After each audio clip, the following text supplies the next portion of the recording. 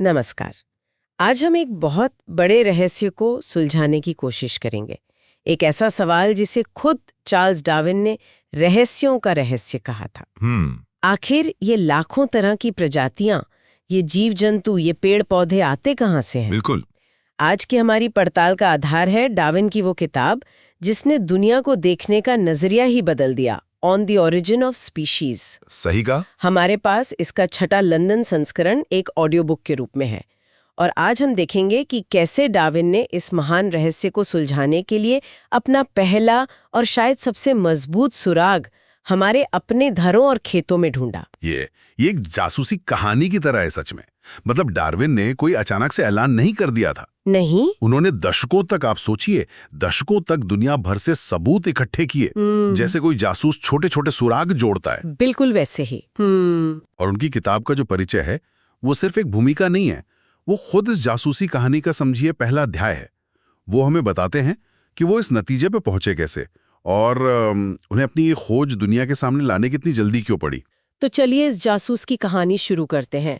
Darwin अपनी बात HMS beagle जहाज पर अपने सफर से शुरू करते हैं। हाँ, वो बताते हैं कि जब वो दक्षिण अमेरिका में थे तो उन्होंने देखा कि कैसे अलग अलग जगहों पर, मतलब अलग अलग तरह के जीव जंतु पाए जाते हैं। बिल्कुल। और जब उन्हें वहां पुराने जीवाश्म यानी फॉसिल्स मिले तो उन्हें आज के जानवरों और उन पुराने जानवरों में एक गहरा रिश्ता नजर आया। यहीं से उनके दिमाग में पहली चिंगारी जली, कह सकते हैं। लेकिन उन्होंने उस चिंगारी को, मतलब, तुरंत आग नहीं बनने दिया, बहुत वक्त दिया। हाँ, 1837 में वो घर लौटे और अपने इस आइडिया पे काम करना शुरू किया, पर कोई जल्दबाजी नहीं की। 5 साल तक तो वो सिर्फ सबूत जमा करते रहे, किसी को बताया भी नहीं। अच्छा। फिर 1844 में जाकर उन्होंने अपने विचारों का एक कच्चा खाका तैयार किया, लेकिन उसे भी प्रकाशित नहीं किया। वो, मतलब, पूरी तरह से पक्का होना चाहते थे। और यही कहानी में एक जबरदस्त मोड़ आता है। डार्विन शायद और भी इंतजार करते, लेकिन उन पर इसे छापने का दबाव बन गया। वो कैसे? एक और प्रकृतिवादी थे, अल्फ्रेड रसल वॉलिस। वो दुनिया के दूसरे कोने में थे, मले द्वीप समूह में। ओके। और वो भी ठीक उन्हीं नतीजों पर पहुंच गए जिन पर डार्विन पहुंचे थे, बिल्कुल स्वतंत्र रूप से। अरे वाह! सोचिए जरा, दो दिमाग हजारों मील दूर और एक ही क्रांतिकारी विचार पर काम कर रहे थे। वॉलेस ने अपना लेख डार्विन को भेजा। डार्विन को? हाँ, और कहा कि वो इसे मशहूर वैज्ञानिक सर चार्ल्स लायल तक पहुंचा दें। जब डार्विन ने वो लेख पढ़ा तो उनके तो होश ही उड़ गए होंगे। जाहिर है। तब उनके दोस्तों लायल और हुकर ने मिलकर वॉलेस के लेख के साथ साथ डार्विन के उस पुराने खाके के कुछ हिस्से छपवाए, और इसी घटना ने डार्विन को अपनी पूरी किताब प्रकाशित करने पर मजबूर कर दिया। और वो भी अपनी इस किताब को क्या कहते हैं, सिर्फ एक सार या एब्स्ट्रैक्ट। हाँ, उनकी विनम्रता देखिए। इतना बड़ा काम जिसने विज्ञान की नींव हिला दी और वो उसे सिर्फ एक सार कह रहे हैं।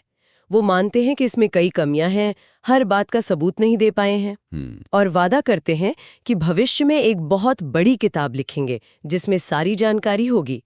वो तो यहाँ तक कहते हैं कि हो सकता है कई ऐसी बातें सामने आए जो उनके विचारों के खिलाफ जाती हों। ये सिर्फ विनम्रता नहीं है, ये एक बहुत बड़ी वैज्ञानिक सोच भी है। सही बात है। वो कह रहे हैं कि मेरा विचार कोई पत्थर की लकीर नहीं है, इसे सबूतों पर तौला जाना चाहिए।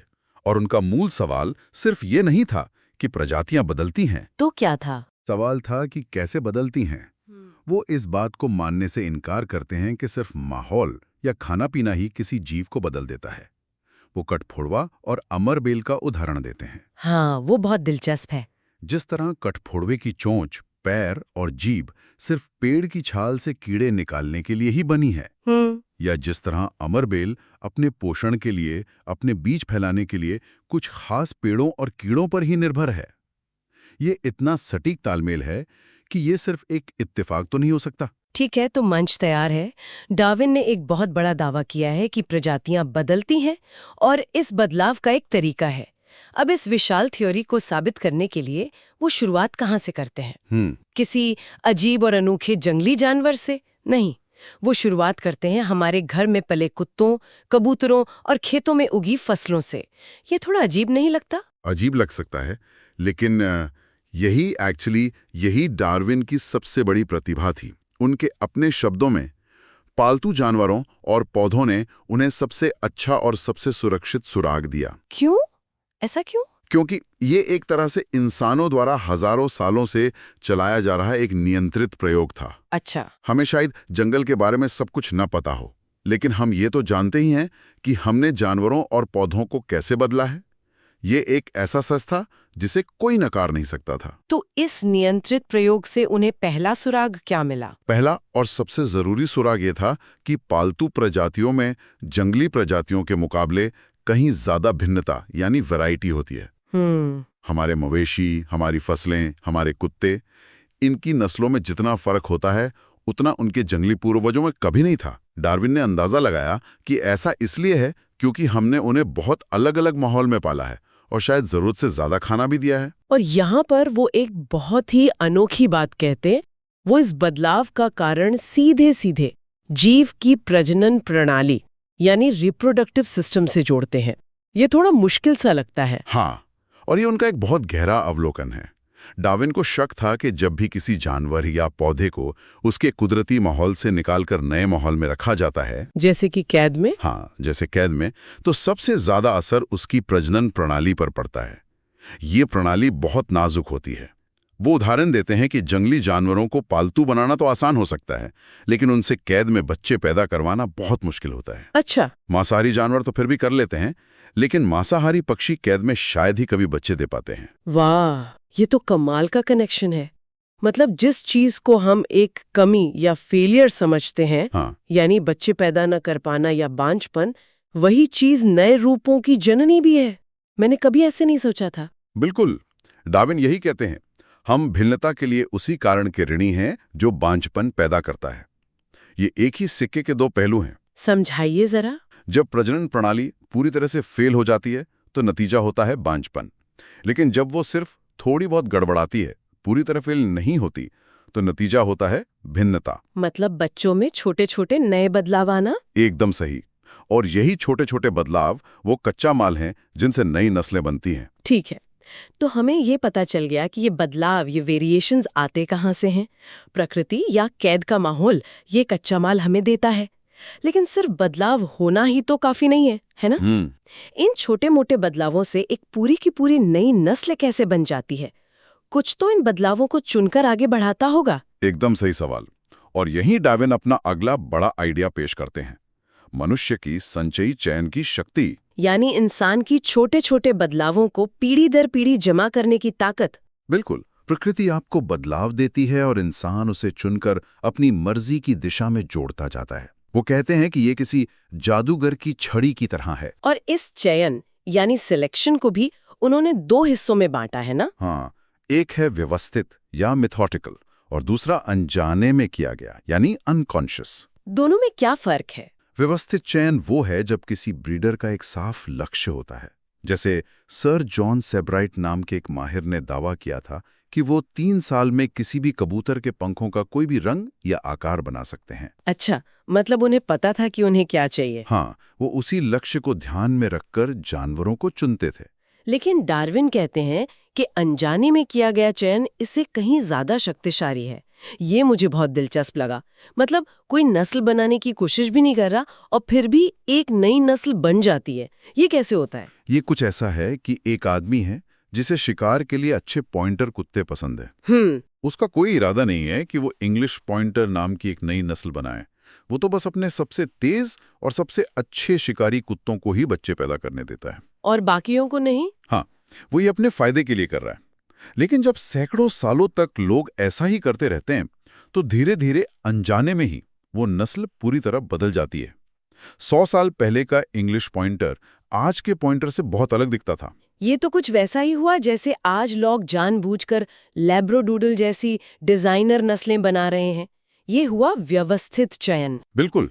लेकिन 100 साल पहले कोई किसान बस अपने सबसे तेज और सबसे वफादार भेड़ चराने वाले कुत्ते को ही आगे बढ़ाता था।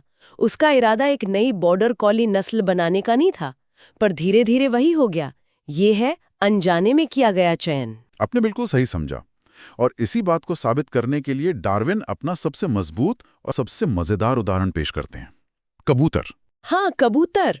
उन्होंने हर तरह की कबूतर की नस्ल को खुद पाला था और उनका अध्ययन किया, और वो कहते हैं कि उनकी नस्लों में जो विविधता है वो आश्चर्यजनक है।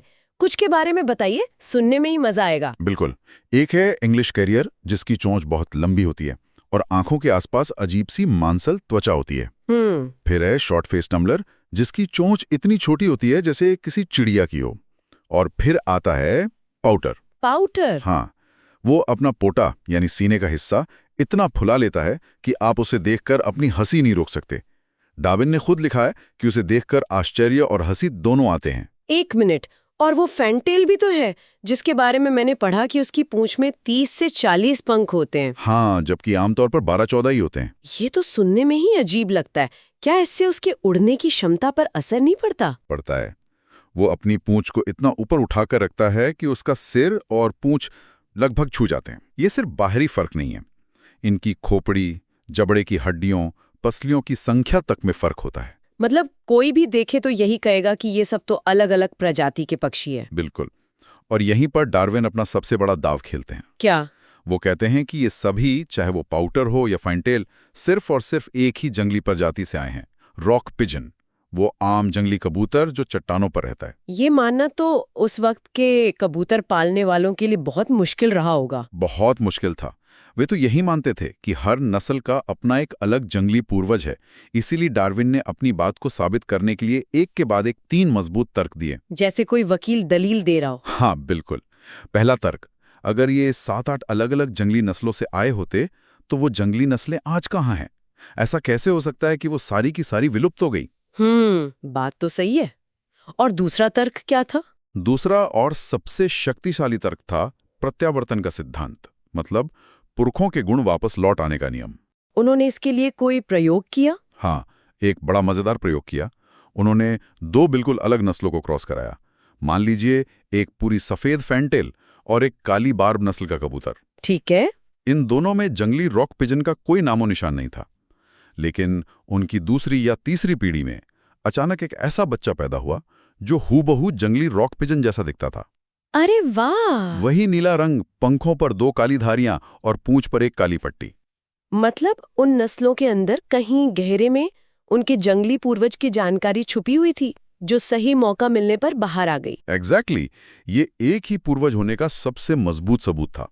और तीसरा तर्क था प्रजनन क्षमता का। वो कैसे? इन सभी घरेलू कबूतरों की नस्लों को जब आपस में क्रॉस कराया जाता है तो उनके बच्चे पैदा करने की क्षमता पूरी होती है।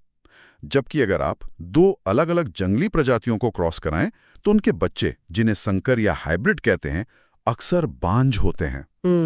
इन तीनों तर्कों को मिलाकर डार्विन ने साबित कर दिया कि इसमें कोई शक नहीं कि ये सारे अजूबे कबूतर एक ही जंगली कबूतर की औलाद हैं। तो ये सब कबूतरों और कुत्तों की इतनी लंबी कहानी सुनाने का असली मकसद क्या था? डार्विन सिर्फ ये तो साबित नहीं करना चाहते थे कि कबूतर कहाँ से आए, इसके पीछे उनका बड़ा मकसद क्या था? यही तो उनकी सबसे बड़ी और जीनियस चाल थी। वो बताते हैं कि वो जितने भी माहिर ब्रीडरों से मिले, वे सब कसम खाकर कहते थे कि उनकी नस्लें अलग अलग जंगली प्रजातियों से आई हैं। वो ये मानने को तैयार ही नहीं थे। बिल्कुल नहीं। एक हेरफोर्ड मवेशी पालने वाला इस बात पर हंसता था कि उसकी गाय लॉन्ग हॉर्न नस्ल से आ सकती है। क्यों? क्योंकि वो सिर्फ अपनी नस्लों के बीच के अंतर पर ध्यान देते थे। वो ये मानने को तैयार नहीं थे कि छोटे छोटे पीढ़ी दर पीढ़ी जमा हुए बदलाव इतने बड़े अंतर पैदा कर सकते हैं। और यही डार्विन ने अपना पासा फेंका। हाँ, यही उन्होंने प्रकृतिवादियों यानी नेचुरलिस्ट से कहा कि आप लोग इससे सावधानी का सबक नहीं सीख सकते। वो कह रहे थे, जब आप प्रकृति में एक प्रजाति के दूसरे प्रजाति से विकसित होने के विचार का मजाक उड़ाते हैं तो क्या आप वही गलती नहीं कर रहे जो ये कबूतर पालने वाले कर रहे हैं? वाह, क्या रणनीति थी! शानदार रणनीति थी। प्राकृतिक चयन जैसे विवादास्पद थ्योरी को पेश करने से पहले उन्होंने श्रोताओं को एक ऐसी जमीन पर खड़ा किया जहां वे केवल हाँ कह सकते थे। बिल्कुल। क्या इंसानों ने कुत्तों की नस्लें नहीं बनाई? हाँ, बनाई हैं। हाँ, क्या कबूतरों की किस्में अलग अलग नहीं होती? हाँ, होती हैं। उन्होंने बहस शुरू होने से पहले ही आधी जीत हासिल कर ली थी। तो संक्षेप में कहूं तो डार्विन ने एक जासूस की तरह काम किया। उन्होंने अपनी विशाल थ्योरी की शुरुआत एक ऐसे ठोस और भरोसेमंद सुराग से की जिसे कोई झुठला नहीं सकता था, हमारे अपने पालतू जानवर। उन्होंने दिखाया कि भिन्नता होती है, ये विरासत में मिलती है, और इंसान चयन की ताकत का इस्तेमाल करके छोटे छोटे बदलावों को जमा करके हैरान करने वाले नतीजे हासिल कर सकता है। यह उनकी अगली और सबसे बड़ी थ्योरी प्राकृतिक चयन के लिए एक आदर्श जमीन तैयार करना था। और यहीं से हमारे सुनने वालों के लिए एक सोचने वाली बात निकलती है। डार्विन अपने परिचय के आखिर में कहते हैं कि उन्हें पूरा यकीन है कि प्रजातियां स्थिर नहीं हैं, वो बदलती हैं। और वो कहते हैं कि प्राकृतिक चयन इस बदलाव का मुख्य लेकिन एकमात्र जरिया नहीं है। आज हमने सिर्फ इंसानी चयन यानी कृत्रिम चयन की नींव देखी, तो सवाल ये उठता है, क्या अगर इंसान जो सिर्फ कुछ 100 सालों से अक्सर अनजाने में और सिर्फ बाहरी रूप रंग को देखकर कबूतरों और कुत्तों की इतनी अजीबोगरीब नस्लें बना सकता है, तो सोचिए प्रकृति जो लाखों करोड़ों सालों से जीवन और मृत्यु की ताकत के साथ हर छोटे से छोटे फायदेमंद गुण को चुन रही है, वो क्या कुछ हासिल नहीं कर सकती?